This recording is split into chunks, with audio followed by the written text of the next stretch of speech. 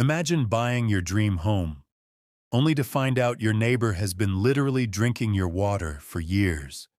Not just drinking it, stealing it, without asking, without paying. Now, I could have confronted him. I could have gone to the police, but where's the fun in that?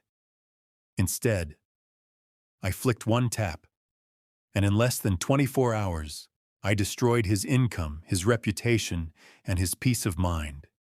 Forever. Chapter 1. The Dream Home with a Hidden Problem. I live in Asia. A few months ago, I finally bought a house right in the middle of the capital city. A fixer-upper, yes, but the location was unbeatable. The previous owners were family friends who'd moved abroad years ago. They needed cash fast, so I got the place for a price that made my accountant grin. When I moved in, I quickly realized the fixer-upper part wasn't just cosmetic. The front door, secured with a padlock, no actual lock. The gate? Oh, there wasn't one. Anyone could just wander in. On my very first day, I walk into my garage, and there's a stranger's motorbike parked inside, like it was his personal driveway. I rolled it out onto the street, installed a gate the same day, and thought, well, that's that. That night, some angry man pounded on my new gate for 15 minutes before leaving with his bike. Not exactly the welcome to the neighborhood I was hoping for. Chapter 2. The Old Man Next Door. My next-door neighbor was an old, wiry guy with a permanent scowl. He lived on the ground floor of his 3-story building and rented out the other 2 to tenants. I'd heard from the previous owners that he wasn't thrilled about me buying the house. Apparently, he'd made his objections very clear. But I'm 6 feet tall, have 3 big dogs, and frankly, I didn't think he'd dare start trouble. Chapter 4. Connecting the dots. It hit me. At some point during the years this house was empty, my charming neighbor must have connected his water line to mine. No rent to pay for water, no bills, just free, unlimited supply. It wasn't about the money. Water here is cheap. My own usage with 3 dogs, a weekly car wash, and watering the garden barely cost $5 a month. But the principle? That's what burned me. This man thought he was entitled to my resources, and that I'd never notice. That kind of arrogance. It makes your skin crawl. Chapter 5. The Plan. I debated my options. Confront him? Risky? He'd just deny it. Go legal? Too much time, paperwork, and hassle. Then, an idea. A simple, deliciously petty idea. You see, his pump only works if the water level in his rooftop tank increases. If it doesn't, the pump just keeps running, drawing power until it eventually shuts down or breaks. So all I had to do was turn off my water supply at the mains. No trespassing, no damage to my own property, nothing illegal. Just a quiet little twist of the tap. Chapter 6. Execution Night. It was Monday evening when I heard his pump flick on.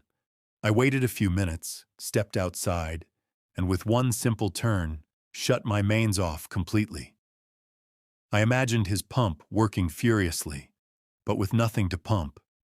Hour after hour, the motor groaned on, sucking at empty pipes like a man trying to drink from a sealed bottle. What I didn't anticipate was just how fragile his electrical setup was.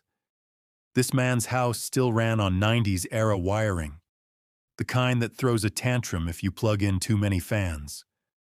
By 3 a.m., the constant power draw fried the wiring. The whole building went dark, and the pump? Dead. Chapter 7. Chaos in the dark. I was lying in bed when I heard it. Muffled voices, doors opening, footsteps shuffling, then shouting.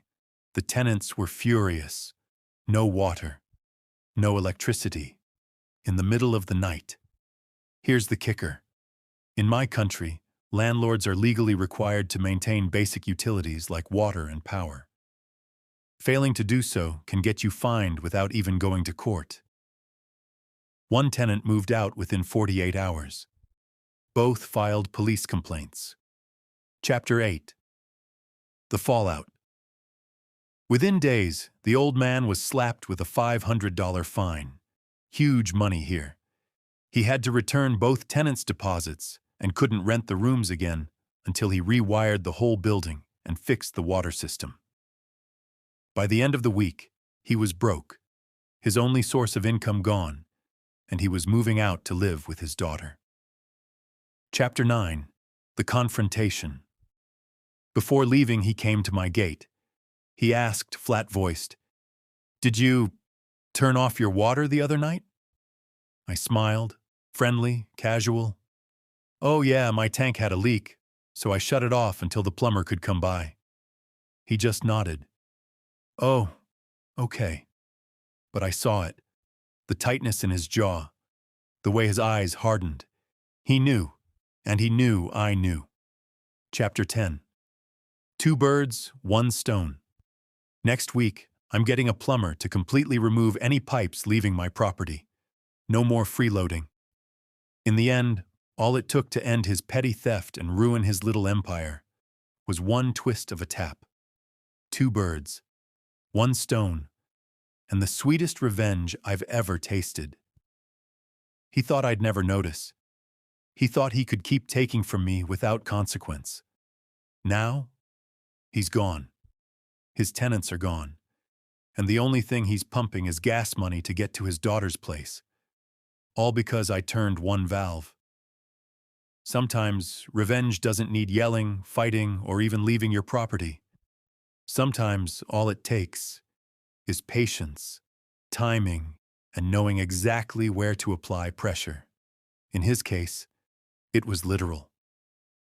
If this story gave you that warm, fuzzy feeling of justice served, hit that like button and tell me in the comments, what's the pettiest, most satisfying revenge you've ever seen? Subscribe for more stories that prove karma has a wicked sense of humor.